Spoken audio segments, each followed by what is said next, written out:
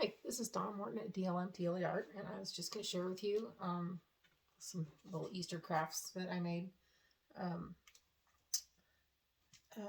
using some simple stuff I just had around the house. I had in our recent move, we got rid of all of our Easter baskets, and so kind of last minute I was scrambling for something, and we had some of those boxes that the pop cans come in at the store.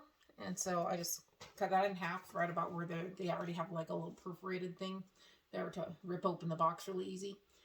And so I figured that would be a good, we didn't want to have it rip, and this is about the right height. So I cut that off at the perforation. And then I had some decorative paper in like a little booklet, but wrapping paper would do really good too.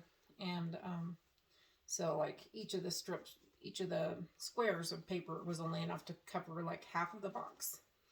And so I took like the scrap and then put it over the top so that it looks more like it matches. And then I just took a section of the box to make the handle and taped it on this side and on that side really well. So it's pretty sturdy.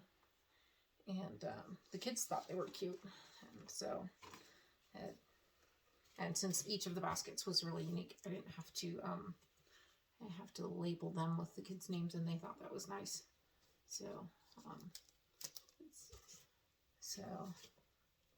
spent entirely too long the night before Easter working on these, kind of late into the night, but it turned out really well. All right, if enough people are interested, I could do a how-to video.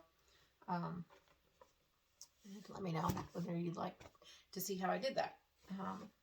Until next time, this is Donna Morton at DLM TLE Art.